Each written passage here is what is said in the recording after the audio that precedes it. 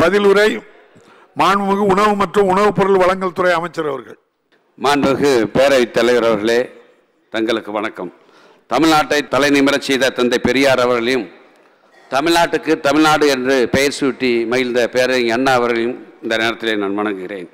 தமிழ்நாட்டின் சமூக பொருளாதாரத்தின் தந்தை, செந்தமிழ் வாழ்வு நலம் செழிக்க வந்த வான்மலையாய் வங்கக்கடலோரம் மோனா தவமிருந்து எட்டு திக்கும் புகழ் மணக்கும் முத்தமிழறிஞர் கலைஞரை அவர்களையும் நன்றியுடன் வணங்குகிறேன்.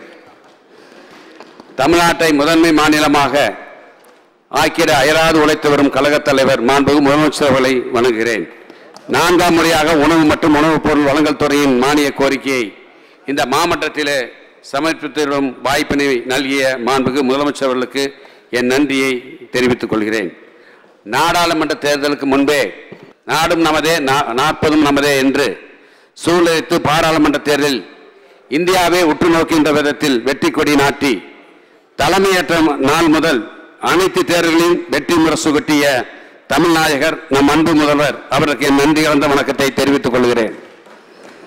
பேரவைத் தலைவர் அவர்களுக்கும், மாண்புமிகு நீர்வளத்துறை அமைச்சர், மாண்புமிகு நகராட்சி நிர்வாகத்துறை அமைச்சர், மாண்புமிகு ஊரக வளர்ச்சித்துறை அமைச்சர், பொதுப்பணித்துறை அமைச்சர், வேளாண் துறை அமைச்சர்களுக்கும் நன்றி தெரிவித்து, இளைஞரின் இனிமை அன்பு உடன்பிறப்பு அமைச்சராக பொறுப்பேற்ற உடனே திண்டுக்கல் மாவட்டத்துக்கு 2022 டிசம்பர் 23 நாள் என் தொகுதியான இடைக்கோட்டைக்கு வந்து அங்கே மாண்பு முதலமைச்சருடைய எண்ணம் தமிழகத்தை பசுமை மாநிலமாக ஆக்க வேண்டும் என்ற எண்ணத்தை செயல்படுத்தக்கூடிய விதத்திலே உலக சாதனையாய் சுமார் 120 ஏக்கரில் 6,40,000 மரக்கன்றுகள் நடும் பணியை தொடங்கி வைத்து தானும் அதிலே ஒரு மரக்கன்றை நட்டு இன்றைக்கு அந்த பகுதியிலே சுமார் இந்த கோடை காலத்தில் மட்டும் 20 மலை தொடர்ந்து 8 கிலோமீட்டர் ரேடியஸில் மழை பெய்திருக்கிறது என்பதை மாமன்ற உறுப்பினருக்கு நான் தெரிவிக்க கடமைப்பட்டிருக்கிறேன். அதே போல தமிழ்நாட்டை சிறப்பு திட்டங்கள் செயலாக்கம் மூலம் தன்னிகரா மாநிலமாக பாடுபட்டு கொண்டிருக்கும் அருமை இளவல் நடைபெற்ற நாடாளுமன்ற தேர்தலிலே 8,418 கிலோமீட்டர் பயணித்து 22 நாட்களிலே 122 கூட்டங்களில் 3,726 நிமிடங்கள் பேசி நாடாளுமன்ற தேர்தலில் 40க்கு 40 வெற்றி பெற உறுதுணையாக இருந்த மாண்புமிகு இளைஞர் நலன் மற்றும் விளையாட்டு மேம்பாட்டுத்துறை அமைச்சர், வருங்கால தமிழ்நாட்டை வழிநடத்த உள்ள மாண்புமிகு உதயநிதி ஸ்டாலின் அவர்களுக்கு என் அன்பு கலந்த வணக்கம். மாண்புமிகு அமைச்சர் பெருமக்களுக்கும், சட்டமன்ற கட்சி தலைவர் அனைவருக்கும், அனைத்து மாமன்ற உறுப்பினர்களுக்கும், என்னை வளர்த்து ஆளாக்கிய தாய் தந்தைக்கும் இந்த நேரத்திலே நன்றி தெரிவித்துக் கொள்கிறேன். 96 முதல் 6 முறை ஒட்டத்தம் தொழிலே தொடர்ந்து என்னை சட்டமன்ற உறுப்பினராக உருவாக்கியிருக்கின்ற அந்த தொகுதி மக்களுக்கு எனது மனமார்ந்த நன்றி. அதே போல என்னை வெற்றி பெற செய்ததற்கு பெரிதும் உறுதியாக இருந்த திராவிட முன்னேற்ற கழக முன்னோடிகள், தோழமை கட்சி நண்பர்களுக்கும் வணக்கம். ஊரக வளர்ச்சித்துறை அமைச்சர், என்னுடைய சார்பாக திண்டுக்கல் மாவட்ட மக்கள் அனைவருக்கும் இந்த நேரத்திலே நான் நன்றி தெரிவிக்க கடமைப்பட்டிருக்கிறேன். மாண்புமிகு முதலமைச்சர் அவர்கள் இந்த ஆண்டு உணவுத்துறைக்கு சுமார் 10,500 கோடி ரூபாய் மானியமாக வழங்கியிருக்கிறார்கள். அவர்களுக்கும் மாண்புமிகு நிதித்துறை அமைச்சர்களுக்கும் எனது நன்றியை தெரிவித்துக் கொள்கிறேன். நெல்லுக்கான மாநில அரசினுடைய ஊக்கத்தொகை மாண்புமிகு முதலமைச்சருடைய அரசு பொறுப்பேற்று இந்த 3 ஆண்டு காலத்திலே 3 முறை உயர்த்தப்பட்டிருக்கிறது. மாண்புமிகு முதலமைச்சர் அவர்கள் மே 7ஆம் தேதி பொறுப்பேற்ற பின்பு அந்த ஆண்டு 2021 1/10/2021 முதல் கடந்த 10 ஆண்டுகளாக நெல்லுக்கான ஊக்கத்தொகை வழங்கப்படவில்லை. மாண்புமிகு முதலமைச்சர் அவர்கள் சன்ன ரகத்துக்கு 70 ரூபாய் இருந்ததை 100 ரூபாயாகவும், பொது ரகத்துக்கு 50 ரூபாய் இருந்ததை 75 ரூபாயாகவும் உயர்த்தி 1/10/2021 முதல் அந்த ஊக்கத்தொகை வழங்கினார்கள். கடந்த 2023 அந்த சன்ன ரகத்துக்கான ஊக்கத்தொகை 100லிருந்து 107 ரூபாயும், பொது ரகத்துக்கு 75 ரூபாயிலிருந்து 82 ரூபாயாகவும் உயர்த்தி வழங்கினார்கள். நேற்றைக்கு மாண்புமிகு முதலமைச்சர் தலைமையிலே மாண்புமிகு வேளாண் உழவு நலத்துறை அமைச்சர், நானும் மற்ற தலைமைச் செயலாளர், எங்கள் துறையின் அதிகாரிகள்லாம் கலந்து கொண்ட கூட்டத்திலே அவர் நெல்லுக்கான ஊக்கத்தொகை அறிவித்தார்கள். அதாவது வருகின்ற செப்டம்பர் 1ஆம் தேதி முதல் சன்ன ரகத்துக்கு 107 என்பதை 130 உயர்த்தி, பொது ரகத்துக்கு 82 என்பதை 105 உயர்த்தி இந்த ஆண்டு வருகின்ற செப்டம்பர் 1 முதல் இன்றைக்கு ஒரு குவிண்டாலுக்கு நெல் 2,450 ரூபாய்க்கு வழங்கப்படும் என்று அறிவித்திருக்கார்கள். அடுத்த ஆண்டு திராவிட முன்னேற்ற கழகத்தின் தேர்தல் அறிக்கை நாங்கள் ஆட்சிக்கு வந்தால் குவிண்டாலுக்கு 2500 ரூபாய் வழங்குவோம் என்று சொன்னோம். அந்த வாக்குறுதியை நேற்றைக்கு முதலமைச்சர்கள் உறுதிப்படுத்தியிருக்கிறார். அடுத்த ஆண்டு 2500 ரூபாய் வழங்கப்படும் என்று சொல்லியிருக்கிறார். ஆட்சி எங்களுக்கு இன்னும் 22 மாதம் இருக்கிறது. கண்டிப்பாக இந்த 2500 ரூபாய்க்கு மேலே செல்லும் என்பதை இந்த நேரத்திலே நான் தெரிவிக்க கடமைப்பட்டிருக்கிறேன். இந்த 3 ஆண்டு காலத்திலே நெல்லுக்கான ஊக்கத்தொகை சுமார் 1200 கோடி ரூபாய் தமிழக அரசு வழங்கியிருக்கிறது என்பதை இந்த நேரத்தில் தெரிவித்து, வேலைவாய்ப்பு பருவகால பணியாளர்கள் 591 பேர் இன்றைக்கு நிரந்தரமாக்கப்பட்டுள்ளார்கள். பணியின் போது இறந்த ஊழியர்களின் வாரிசுகள் 233 பேர்களுக்கு கருணை அடிப்படையில் பணி ஆணை வழங்கப்பட்டுள்ளது. 3467 பேர் பருவகால பட்டியலெடுத்தர், உதவுவர், காவலர் என்ற பணிக்கு நியமிக்கப்பட்டுள்ளார். ஆக மொத்தம் 4297 பேருக்கு வேலைவாய்ப்பு அளிக்கப்பட்டது. சுமை தூக்கும் தொழிலாளர்களுக்கு 40 கிலோ மூட்டை எடை கொண்ட மூட்டையை தூக்கும் கூலி செய்கின்ற வேலையாட்களுக்கு கடந்த காலத்திலே ₹3.25 தான் இருந்துச்சு. மாண்பு முதலமைச்சர்கள் தஞ்சையிலே நடைபெற்ற விழாவிலே அதை மூட்டைக்கு கூலிக்கு 10 ரூபாய் வைத்து கொடுத்தார். பருவகால பட்டியல் எழுத்தர் உதவருக்கு தினப்படியாக 120 ரூபாய், காவலருக்கு தினந்தோறும் 100 ரூபாய் இன்றைக்கு அந்த தினப்படியை வழங்கி ஆண்டுக்கு 83 கோடி ரூபாய் கூடுதல் செலவானாலும் பரவாயில்லை, அதை இந்த அரசு வழங்கும் என்று அந்த தொழிலாளருக்கு உதவி செய்தவர் மாண்பு முதலமைச்சர்கள் என்பதை இந்த நேரத்தில் தெரிவித்துக் கொள்கிறேன். இங்கே பேசிய மாமன்ற உறுப்பினர்லாம் குடும்ப அட்டை வேண்டும், பல ஆண்டுகளாக பல மாதங்களாக விண்ணப்பித்தும் எங்களுக்கு குடும்ப அட்டை கிடைக்கவில்லை என்று சொன்னார்கள். திராவிட முன்னேற்ற கழக அரசு தேர்தல் வாக்குறுதியாக நாங்கள் ஆட்சிக்கு வந்தால் குடும்ப அட்டை வேண்டி விண்ணப்பித்தால் 15 ஆண்டுல குடும்ப அட்டை வழங்கப்படும் என்று சொன்னோம். அதன்படி மாண்பு முதலமைச்சர்கள் தலைமையிலான கழக அரசு ஆட்சி பொறுப்பேற்ற முதல் தற்போது வரை 5,79,393 குடும்ப அட்டைகள் வழங்கப்பட்டுள்ளன. இத்தற்சமயம் பெறப்பட்ட 2,92,443 விண்ணப்பங்களில் 9,784 விண்ணப்பங்கள் ஏற்கப்பட்டு ஆதாரங்களுடன் சரிபார்க்கப்பட்டு குடும்ப அட்டைகள் அச்சிடும் நிலையில் உள்ளன. மீதமுள்ளவற்றை அரசு பரிசீலனை செய்து கொண்டிருக்கிறது. தேர்தல் வந்துவிட்டது. 3 மாதமாக தேர்தல் நடத்தை விதிமுறைகளை கூட விலக்கிக் கொள்ள வேண்டும் என்று எங்கள் திராவிட முன்னேற்ற கழகத்தைச் சேர்ந்த மாநிலங்களவை உறுப்பினர் மரியாதைக்குரிய வில்சன் அவர்கள் தேர்தல் கமிஷனர் கேட்டு பார்த்தார், விலக்கு கொடுக்கவில்லை. எனவே அதனால் குடும்ப அட்டை வழங்குவதற்கு காலதாமதமாகிவிட்டது. எனவே தகுதியுள்ள அத்தனை நபர்களுக்கும் அந்த குடும்ப அட்டை வழங்குவதற்கு அரசு உரிய நடவடிக்கை எடுக்கப்படும் என்பதை இந்த நேரத்தில் தெரிவிச்சுக்கிறேன். மாண்பு ராஜேஷ்குமார் அடிக்கடி சொல்வார், முன்னுரிமையற்ற குடும்ப அட்டைகளை முன்னுரிமையுள்ள குடும்பங்களாக மாற்ற வேண்டும் என்று. முன்னுரிமையற்ற குடும்ப அட்டைகளிலிருந்து 5,05,045 குடும்ப அட்டைகள் முன்னுரிமையுள்ள குடும்ப அட்டைகளாக மாற்றப்பட்டுள்ளன. இதனால் இன்றைக்கு 48,96,394 பேர் பயன்பெற்றுள்ளனர். அதே மாதிரி மாண்பு உறுப்பினர் ஒரு கோரிக்கை வச்சிருக்கார். அதாவது தேசிய உணவு பாதுகாப்பு சட்டம் 2013 படி தமிழ்நாட்டுக்கு ஒதுக்கப்பட்டுள்ள முன்னுரிமை குடும்ப அட்டை பயனாளியின் எண்ணிக்கை 3,64,65,360 ஆகும். முன்னுரிமை குடும்ப அட்டையிலிருந்து இறப்பு, புலம்பெயர்வு, குடும்ப அட்டைதாரன் தற்போதைய பொருளாதார நிலை உயர்வு ஆகியவற்றால் ஏற்படும் எண்ணிக்கையின் அடிப்படையில் முன்னுரிமையற்ற குடும்ப அட்டைகளாக முன்னுரிமை குடும்ப அட்டைகளாக PHS வகை மாற்றம் செய்யப்பட்டு வருகின்றன. அதன் அடிப்படையில் மே 21 முதல் மே 24 வரை தகுதியுடைய 5,05,045 முன்னுரிமையற்ற குடும்ப அட்டைகள் முன்னுரிமை குடும்ப அட்டைகளாக மாற்றம் செய்யப்பட்டிருக்கிறது. அந்தியோதய அன்ன யோஜனா குடும்ப அட்டைகளாக மாற்றப்பட்டு 48,96,394 பயனாளிகள் பயன்பெறும் வகையில் பொது விநியோக திட்ட தரவு தொகுப்பில் வகை மாற்றம் செல்லுது. மாண்பு உறுப்பினர் காலையில் சொன்னார்.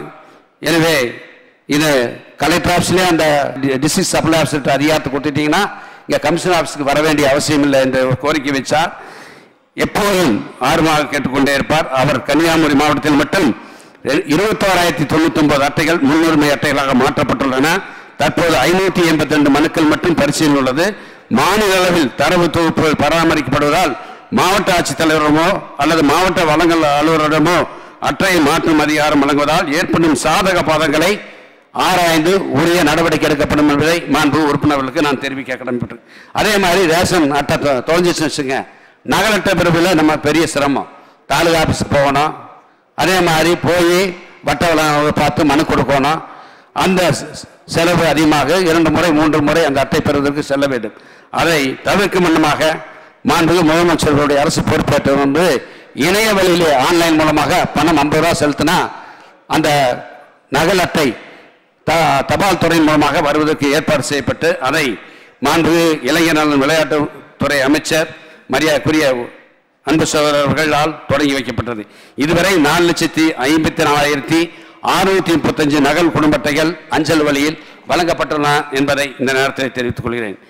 புதுப்பொலிவோடு இன்றைக்கு நியாய விலைக்கடைகள் இருக்க வேண்டும் என்று மாண்புமிகு முதலமைச்சர்கள் எங்களை கூப்பிட்டு அறிவுரை கூறினார்.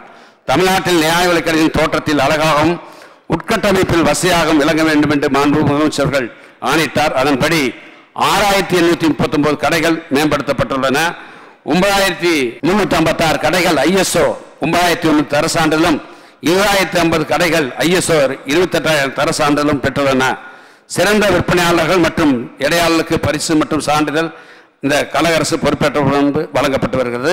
பொது விநியோக திட்டத்தில் முதுகெலும்பாய் இருக்கும் நியாய விலை கடையின் விற்பனையாளர்கள் மற்றும் இடையாளர்களின் பணியை ஊக்குவிக்கும் வண்ணம் மாநில மற்றும் மாவட்ட அளவில் சிறந்த விற்பனையாளர்கள் மற்றும் இடையாளர்களுக்கு ஆண்டுதோறும் மொத்த ரொக்க பரிசாக 6,25,000 ரூபாய் சான்றிதழும் வழங்கப்பட்டு வருகின்றன. 1000 இப்போ ரேஷன் கடை பிரிக்கணும்னு சொல்லி நிறைய பேர் கோரிக்கை வச்சாங்க. மாண்பு உறுப்பினர் சீனிவாசன், மாண்பு உறுப்பினர் அசோகன், பேரவைத் தலைவர் என்று கோரிக்கை வச்சாங்க. 1000 குடும்ப அட்டைக்கு மேலுள்ள நகரப்பகுதியிலும் 800 குடும்ப அட்டைக்கு மேலுள்ள ஊரக பகுதியிலும் நியாய விலை கடைகளை படிப்படியாக பிரித்து புதிய கடைகளை திறந்து வருகிறோம். மே 21 முதல் 31/5/2024 வரை இதுவரை 699 முழு நேர நியாய விலை கடைகளும் 1310 பகுதி நேர நியாய விலை கடைகளும் மொத்தம் 2009 நியாய விலை கடைகள் புதிதாக திறக்கப்பட்டிருக்கிறது. மாண்பு உறுப்பினர்கள், நான் ஏற்கனவே சொன்னபடி எங்கெங்கெல்லாம் நியாய விலை கடை பிரிக்க வேண்டும் என்று அங்கிருக்கின்ற மாவட்ட ஆட்சித்தலைவர், கூட்டுறவு சங்கத்தின் இணைப்பதிவாளர், மாவட்ட வழங்கல் அலுவலகத்திலே மனுக்கள் கொடுங்கள். அது அதுக்கு காலதாமதம் ஏற்பட்டால் என்னையோ என்னுடைய செயலாளர் அல்லது ஆணையரிடத்திலே கொடுங்கள். அந்த கடையெல்லாம் பிரித்து தருவதற்கு மாண்புமிகு முதலமைச்சருடைய அரசு நடவடிக்கை எடுக்கப்படும் என்பதை இந்த நேரத்தில் தெரிவித்து, நியாய விலை கடைக்கு சொந்த கட்டணம் என்று சொன்னீங்க. இப்போ அவர் சொன்னார், மாண்புமிகு உறுப்பினர் சிவகாசி, சட்டமன்ற உறுப்பினர் அசோகன், அதாவது நாங்கள் 3 கடை கட்டியிருக்கிறோம், நகரத்தில் திறக்காமல் 3 வருஷம் இருக்குன்னு சொன்னார்.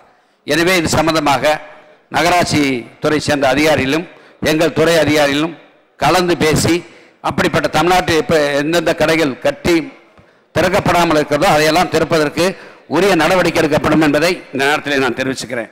31/5/2024 அன்றைய நிலவரப்படி 36,954 நியாய விலை கடைகள் செயல்பட்டு வருகின்றன.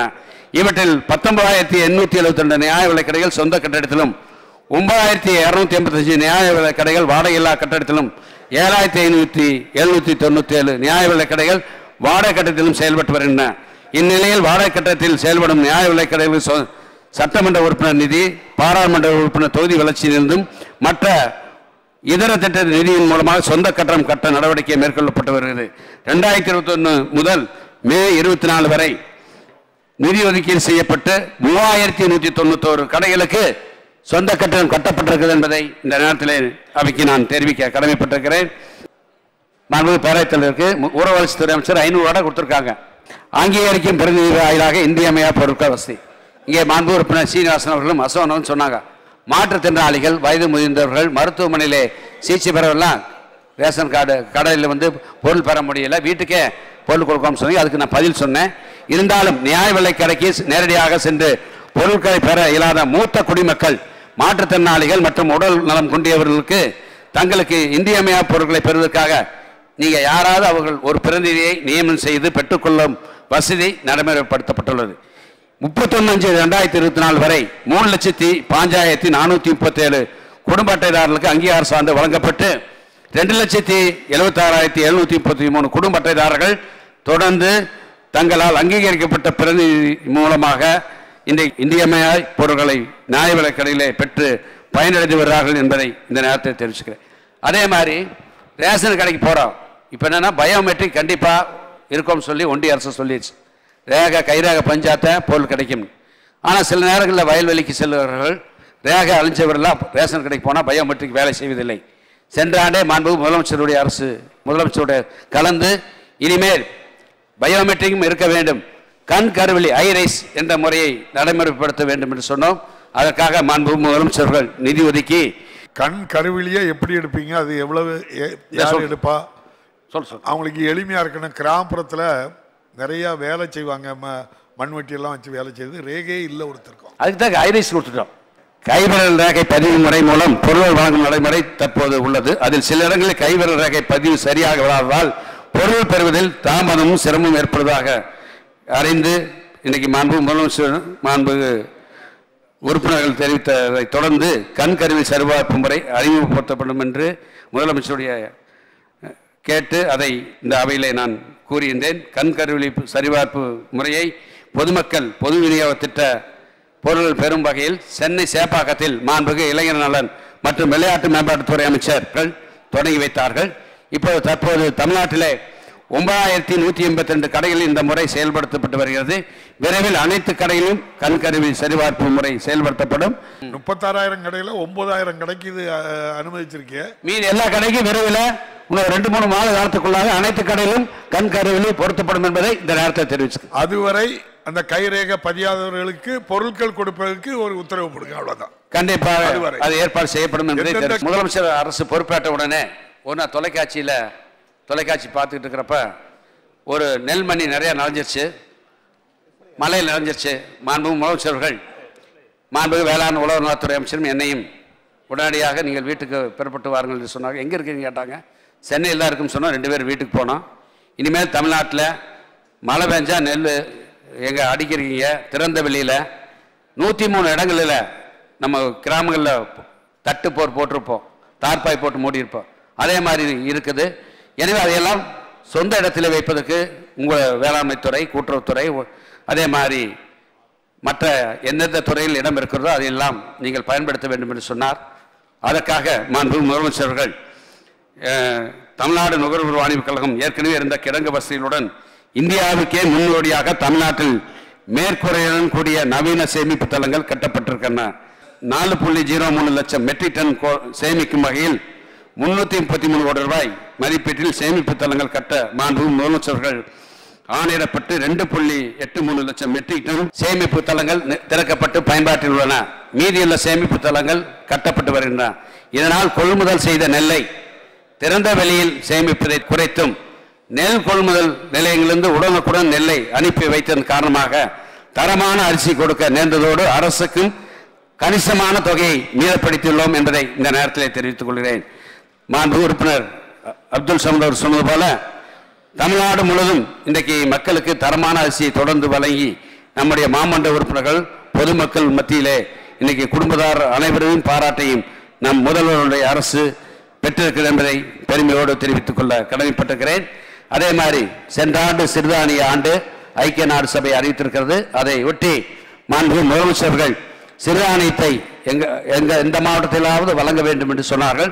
அந்த அடிப்படையிலே முதல் முறையாக கேழ்வரகு கொள்முதல் செய்யப்பட்டு இன்றைக்கு தருமபுரி, நீலகிரி மாவட்டங்களில் அரிசிக்கு பதிலாக 2 கிலோ கேழ்வரகு வழங்கப்படுகிறது. இதன் அடிப்படையிலே தருமபுரி, கிருஷ்ணகிரி, சேலம் மற்றும் ஈரோடு மாவட்டங்களில் KMS 2022 முதல் 2024 மே 6 வரை 1659 டன் கேழ்வரகு கிலோ ஒன்றுக்கு ரூபாய் 38.46 காசுக்கு கொள்முதல் செய்யப்பட்டு இன்றைக்கு 940 விவசாயிகளிடமிருந்து கொள்முதல் செய்யப்பட்டிருக்கிறது என்பதை இந்த நேரத்திலே நான் தெரிவித்துக் கொள்கிறேன். குறிப்பாக விவசாயிகளிடத்திலிருந்து அந்த கேழ்வரகு 25 ரூபா 26 ரூபாய்க்கு தான் வாங்கினாங்க ஆனால் இடைத்தரகர்கள். ஆனால் மாண்புமிகு முதலமைச்சருடைய அரசு 38 ரூபா 46 காசு கொடுத்தனால விவசாயிகள் கேழ்வரகை இன்றைக்கு அதிகமாக அந்த மாவட்டங்களெல்லாம் பயிர் செய்து வருகிறார்கள் என்பதை இந்த நேரத்தில் இங்கே மண்ணெண்ணெய் ஒதுக்கீடை பற்றி சொன்னாங்க.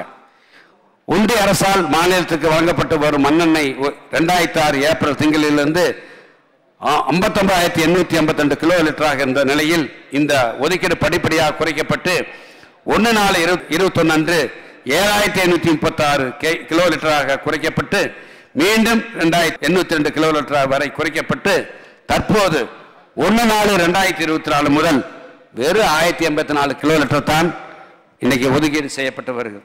இது சம்பந்தமாக மாண்புமிகு ஒன்றிய பெட்ரோலியத்துறை அமைச்சருக்கு கடிதம் எழுதினோம். அதிகரிக்க கோரி தொடர்புடைய அமைச்சரை நேரில் சந்தித்து கோரிக்கை வைத்தும் நம் மாநிலத்தில் எரிவாயு இணைப்புகள் அதிகமுள்ளதால் மண்ணெண்ணெய் ஒதுக்கீடு குறைக்கப்பட்டதாக தெரிவித்தார்கள். மலைப்பகுதியில் குறிப்பாக கொடைக்கானல், வால்பாறை, நீலகிரி, ஏலகிரி, ஏற்காடு, கல்வராயன் மலை ஜவ்வாது மலை போன்ற மலைப்பகுதியிலே வசிக்கின்ற மக்களுக்கு அந்த மண்ணெண்ணெய் தேவை என்பது அதிகமாக இருக்கிறது. ஆனால் ஒன்றிய அரசு 8000 கேயலாக இருந்ததை இன்னைக்கு 1000 கேயலாக 3 வருடத்திலே குறைத்திருக்கார்கள். எனவே இன்னைக்கு நாம் பல முறை போராடி பார்த்து விட்டோம். மாண்பு உறுப்பினரெல்லாம் மண்ணெண்ணெய் ஒதுக்கீடு குறைவாக இருக்குது என்று சொன்னார்கள். ஒன்றிய அரசிடம் பல முறை வலியுறுத்தியும் இன்னும் அவர்கள் அதுக்கு செவிசாய்க்கவில்லை. எனவே கண்டிப்பாக மாண்பு முதலமைச்சர் கலந்து ஆலோசித்து அதற்கான நடவடிக்கைகளை இந்த அரசு எடுக்கும் என்பதை தெரிவித்துக் கொள்கிறேன். அதே மாதிரி ஏற்கனவே கட்டப்பட்ட தமிழ்நாடு சேமிப்பு கடன் நிறுவனங்கள் அதில் காம்பவுண்ட்ஸர் இல்லை, தரை மோசமாக இருக்குது.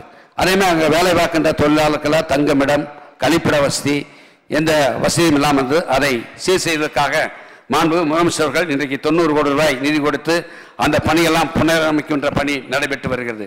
அதே மாதிரி நேரடி கொள்முதல் நிலையங்கள் தமிழ்நாட்டிலே 4000 நேரடி கொள்முதல் நிலையங்கள் செயல்பட்டு வருகின்றன.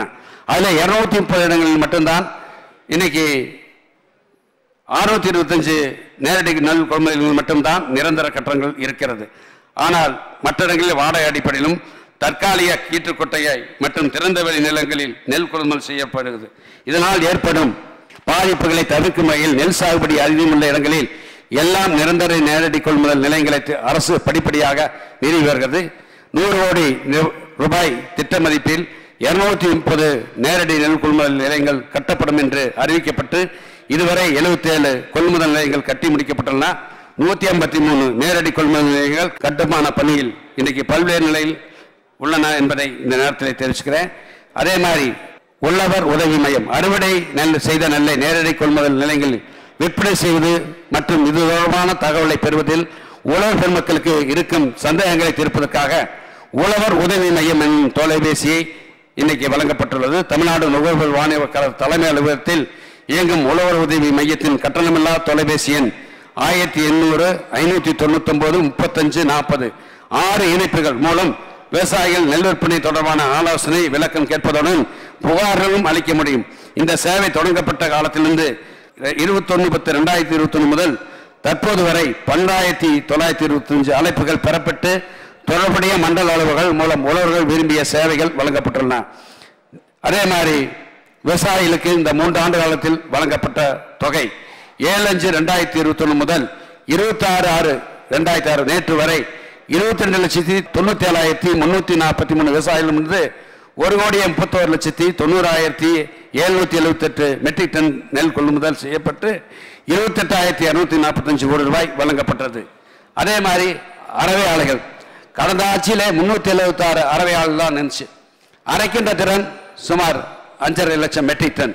மாண்பு முதலமைச்சருடைய அரசு பொறுப்பேற்ற பின்பு இன்றைக்கு அந்த அரவை ஆலைகளின் எண்ணிக்கை 633 உயர்த்தி அரைக்கும் திறனை 11,50,000 மெட்ரிக் டன் மாதந்தோறும் அரைத்து இன்றைக்கு கலசாற்றல் என்ற இயந்திரம் ஒவ்வொரு மில்லிலும் 50 லட்சம் ரூபாய் செலவு செஞ்சு கலசாற்றல் பொருத்தினால்தான் அந்த மில்லுகளுக்கு அரவை ஆலைகளுக்கு நெல் வழங்கப்படும் என்று அறிவுரை கூறினோம்.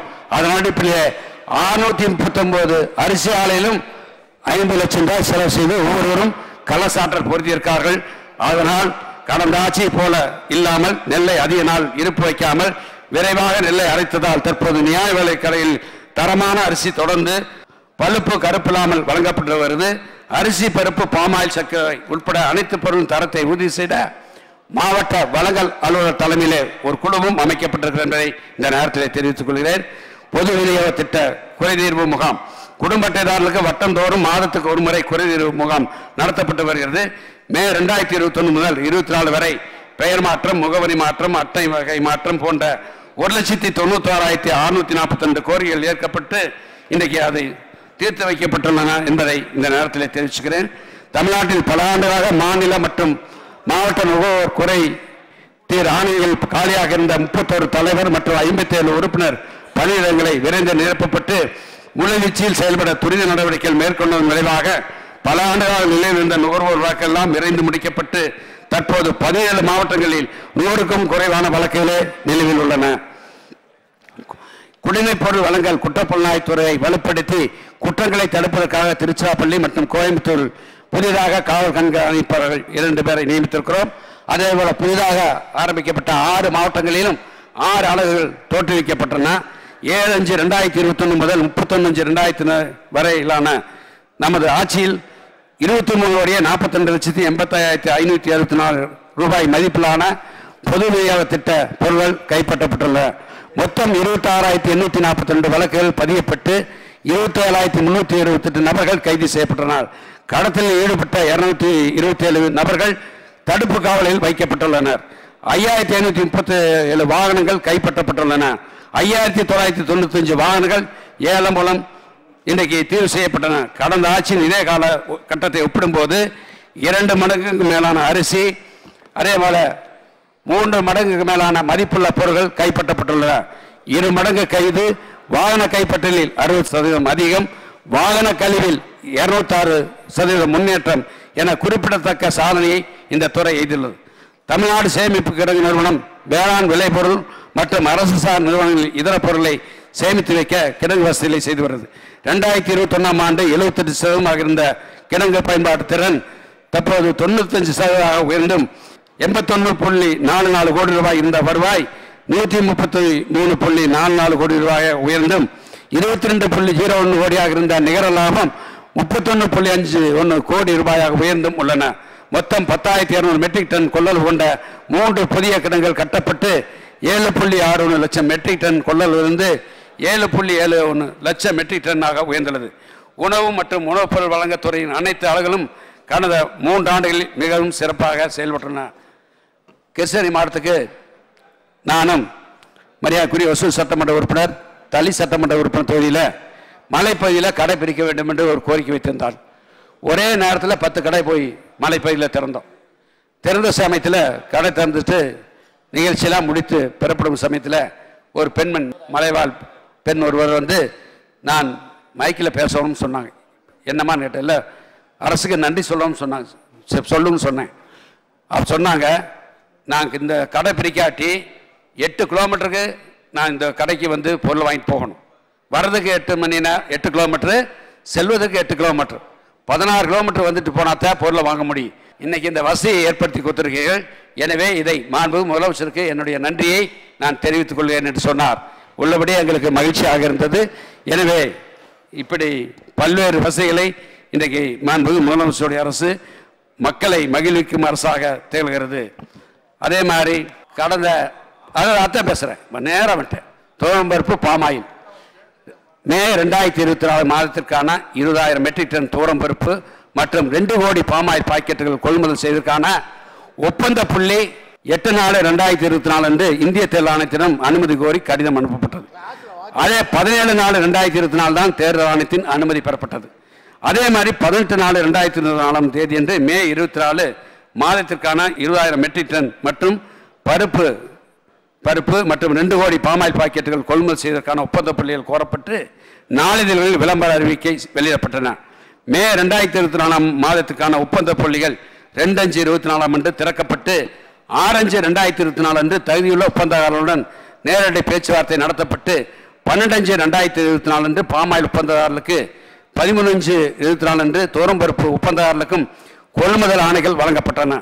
அதன்படி மே 2024 மாதத்துக்கான பாமாயில் பாக்கெட்டுகள் அனைத்து அங்காடிகளுக்கும் 100% வழங்கப்பட்டுவிட்டது. அதே மாதிரி துவரம்பருப்பனை பொறுத்தவரையிலே மே 2024 ஒதுக்கீடான 1,89,89,000 கிலோவில் 1,68,25,000 கிலோ, அதாவது 90% இன்றைக்கு வழங்கப்பட்டது மே மாதத்துக்கு.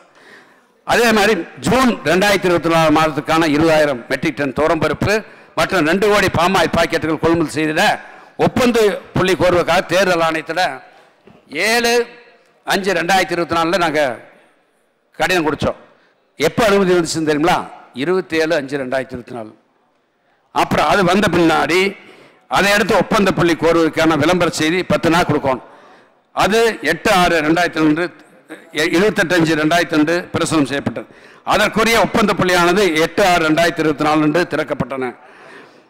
அதன் பிறகு 11/6/2002 தகுதியுள்ள துவரம்பருப்பு மற்றும் பாமாயில் ஒப்பந்தம் நேரடி பேச்சுவார்த்தை நடத்தப்பட்டு 20,000 கேட்டான். அவங்க பருப்பு சப்ளையர் பெரும் 13,000 மெட்ரிக் டன் தான் கனடா மஞ்சள் பருப்பு கொள்முதல் செய்வதற்கு 3 ஒப்பந்தக்காரர்கள் மற்றும் 1,10,00,000 பாமாயில் பாக்கெட்டுகள் கொள்முதல் செய்வதற்கு 4 ஒப்பந்தக்காரர்களும் 13/6/2024 அன்று கொள்முதல் ஆணைகள் வழங்கப்பட்டது. மேலும் கூடுதலாக தேவைப்படும் துவரம்பருப்பினை பெறும் விதமாக ஏற்கனவே மே மாதத்திற்கு கொள்முதல் செய்த ஆணைகள் வழங்கப்பட்ட துவரம்பருப்பு 4 ஒப்பந்ததாரர்களுக்கு கூடுதலாக 25%க்குரிய 3750 மெட்ரிக் டன் துவரம்பருப்பினையும் கொள்முதல் ஆணைகள் 5/6/2024 அன்று வழங்கப்பட்டன. அதை தவிர மே 2024 ஆண்டு மாதத்திற்கான 24 மாதம் முழுவதும் பெற்றுக்கொள்ள வகை ஜூன் மாதம் வரை பெற்றுக்கொள்ள. ஆகவே இப்போ மே மாதம் கூட முடிஞ்சிச்சு. ஜூன் மாதம் இன்னும் 3 நாள் தருக்கு. அதுக்குள்ள நம்ம அந்த பொருளை கொடுக்க முடியாது. ஜூலை முதல் வாரத்திற்குள்ளாக ஜூன் மாதத்துக்கான பொருட்கள் அனைத்து குடும்ப அட்டைதாரர்களுக்கும் கிடைத்துவிடும் என்பதை இந்த நேரத்தில் மாமன்ற உறுப்பினருக்கும் வெளியிருக்கின்ற பொதுமக்கள் அனைவருக்கும் நான் தெரிவிக்க கடமைப்பட்டிருக்கிறேன். ஆகவே அனைத்து குடும்ப அட்டைதாரர்களுக்கும் மே ஜூன் மாதத்துக்கான துவரம்பருப்பு மற்றும் பாமாயில் ஒதுக்கீட்டு அளவினை முழுமையாக பெற்றுக்கொள்ளலாம் என்றும் அதற்கு தேவையான அனைத்து ஏற்பாடுகளும் செய்யப்பட்டுள்ளன எனவும் தெரிவித்துக் கொள்கிறேன். எதிர்கட்சியாக இருந்தபோதும் ஆளுங்கட்சியாக வந்தபோதும் தொடர்ந்து வெற்றி மேல் வெற்றி பெற்று வரும் நம் மாண்பு முதலமைச்சரின் தலைமையின் கீழ் உணவு மற்றும் உணவுப் பொருள் வழங்கத்துறை சார்பில் கடந்த 3 ஆண்டுகளில் 56 அறிவிப்புகள் வெளியிடப்பட்டன. அதிலே 34 அறிவிப்புகள் நிறைவேற்றியுள்ளோம். 22 அறிவிப்பு பணிகள் நிறைவேற்றியுள்ளது. இத்துறையின் 3 ஆண்டு சாதனை பட்டியல் தொகுப்பு தனித்தனியே மாண்பு உறுப்பினர் பார்வைக்கு வழங்கப்பட்டது. புதிய அறிவிப்புகள் இன்னைக்கு மொத்தம் 20 அறிவிப்பு இருக்குது. அது 3 அறிவிப்பு மட்டும் நான் படிக்கிறேன். மற்றவற்றை இந்த சபையிலே நான் படித்த கருதி சட்டமன்ற பதிவேட்டிலே அதை பதிவு செய்யுமாறு மாண்பு பேரவைத் தலைவர்களுக்கு கோரிக்கை வைத்து பொது விநியோக திட்டத்திற்கு 41,250 மெட்ரிக் டன் கொள்ளளவில் 29 புதிய வட்ட செயல்முறை குளங்கள் கட்டப்படும். 18,000 மெட்ரிக் டன் கொள்ளளவில் 6 நவீன சேமிப்பு தளங்கள் உள்ளிட்ட 20 அறிவிப்புகளை சட்டமன்றத்தில் படித்ததாக கருதி சட்டமன்ற பதிவு செய்யுமாறு கேட்டுக்கொள்கிறேன். மாண்பு உறுப்பினர்கள் 59 வெற்றி தீர்மானங்களை கொடுத்தீர்கள். மாண்பு உறுப்பினருக்கு நான் இந்த மன்றத்திலே சிலவற்றிற்கு பதிவு சொல்லியிருக்கிறேன், விளக்கம் தெரிவித்திருக்கிறேன். சிலவற்றிற்கு மாண்பு முதலமைச்சருடைய கவனத்திற்கு கொண்டு சென்று அதை நிறைவேற்றுவதற்கு நான் கண்டிப்பாக முயற்சி எடுப்பேன் என்பதை தெரிவித்து மாண்பு உறுப்பினர்கள் கொடுத்திருக்கின்ற வெற்றி தீர்மானங்களை திரும்பப் பெற்று மானிய கோரிக்கையை நிறைவேற்றி தருமாறு கேட்டுக்கொண்டு, அதே மாதிரி இந்த துறை நல்ல முறையில் செயல்படுத்த உறுதியாக இருந்த மாண்புக்கு மரியாதைக்குரிய கூட்டுறவு உணவு மற்றும் நுகர்வோர் பாதுகாப்புத்துறையின் அரசு கூடுதல் தலைமை செயலாளர் மருத்துவர் கே. கோபால் இந்திய ஆட்சி பணித்துறை அவர்களுக்கும், தமிழ்நாடு சேமிப்பு நிறுவன தலைவர் மரியாதைக்குரிய திரு ரங்கநாதன் சட்டப்பேரவை முன்னாள் உறுப்பினர்களுக்கும், உணவுப் பொருள் வழங்கல் மற்றும் நுகர்வோர் பாதுகாப்புத்துறையின் முதன்மை செயலாளர் ஆணையர் திரு ஹர்சகாய் மீனா இந்திய ஆட்சி பணித்துறை அவர்களுக்கும், தமிழ்நாடு சேமிப்பு நிர்வாக இயக்குனர் திரு எஸ். பழனிசாமி இந்திய ஆட்சி பணித்துறை அவர்களுக்கும், தமிழ்நாடு நுகர்வோர் வாணிப கழக நிர்வாக இயக்குனர் மரியாதைக்குரிய திரு அண்ணாதுரை இந்திய ஆட்சி பணித்துறை அவர்களுக்கும், குடிமைப் பொருள் வழங்கல் குற்றப்புலனாய்வு காவல்துறை தலைவர் திரு ஜோசி நிர்மல்குமார் இந்திய காவல் பணித்துறை அவர்களுக்கும், கூட்டுறவு சங்கின் பதிவாளர் மருத்துவர் நா. சுப்பையன் இந்திய ஆட்சி பணித்துறை அவர்களுக்கும் மற்றும் துறையின் அனைத்து உயர் அலுவலருக்கும் ஊழியர்களுக்கும் நன்றி தெரிவித்துக் கொள்கிறேன். நன்றி, வணக்கம். இந்த வீடியோ உங்களுக்கு பிடிச்சிருந்தா ப்ளீஸ் லைக் அண்ட் ஷேர் பண்ணுங்க. மறக்காம எங்க சேனலை சப்ஸ்கிரைபும் பண்ணுங்க.